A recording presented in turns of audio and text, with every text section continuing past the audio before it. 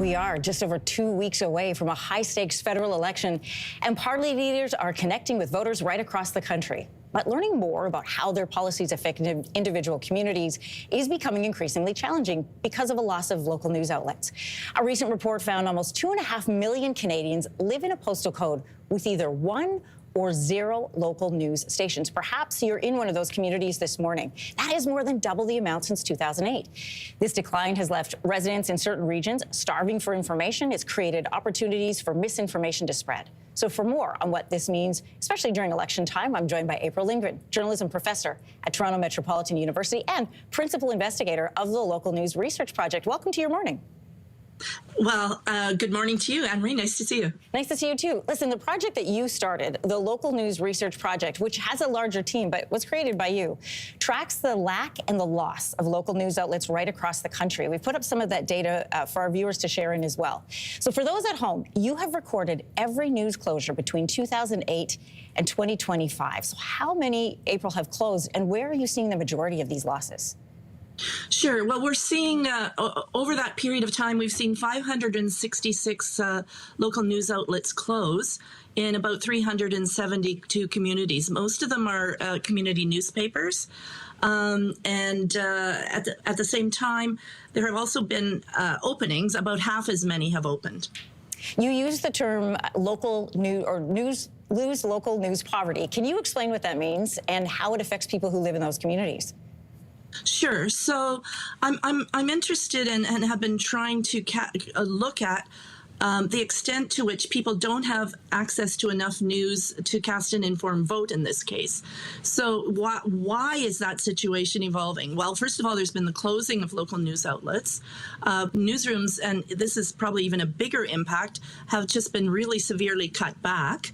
And people's access to news is getting increasingly difficult. So you have situations where the Meta has banned banned news on Facebook. So people used to encounter news on Facebook, and they're not encountering it there anymore.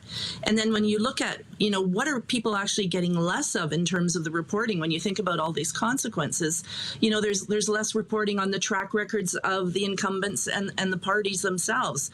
So if you wanted to, as a voter, if you want to find out how did this MP that we've had for the last few years, how did they perform? There's less information because there are fewer boots on the ground doing that kind of work. You're going to get less information on who these candidates are. Are they who they represent themselves to be?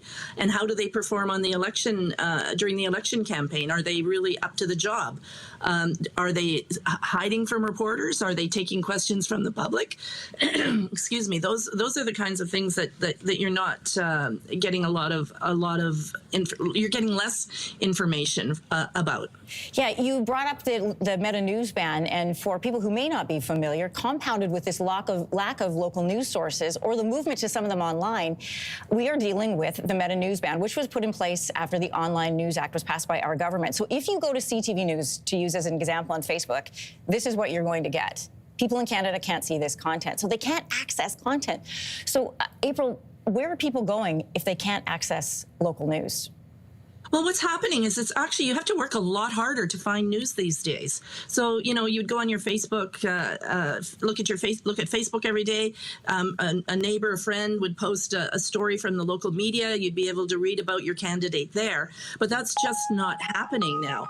So you have to work a lot harder to find it. First of all, you have to figure out where you're going to go as a trusted news source. Because remember, what we're talking about here is timely, verified news that's independently produced independent of vested interests. So where do you find that? And now you have to make those decisions on your own. Secondly, you have to find the news organizations or the information sources that are providing that. And thirdly, you have to rouse yourself. If you don't get it, if you don't look at your email every day and you're not getting newsletters, you have to rouse yourself to go and visit all of these different news sites or subscribe and hope that the rare instances where there's still print publications left, that it shows up. I'm really glad that you brought up newsletters, because I don't think a lot of people realize that you can get it to your inbox. But as you say, it's a couple steps removed from the access you're used to getting. Really quickly, you point out in one of your articles this connection between voter habits and the lack of local news. Can you explain that for us quickly? Well, I mean, people tend to go to the same sources all the time. And I think what's important during an election is to think about where can I go to get different perspectives, to hear from the different parties, and not just from the parties and the candidates themselves, because let's face it, they have speaking of vested interest, they have a vested interest in telling you what you're going to do, what they're going to do for you. And you need a reporter, ideally, if you're a busy person, to check on that and see if there's any, if it's true, basically, or if they can, in fact, provide that, or if it's feasible, or if they're promising you the moon. April Lindgren, journalism professor at Toronto Metropolitan University and the principal investigator and founder of the Local News Research Project. Thanks for your time this morning. It's a pleasure. Great.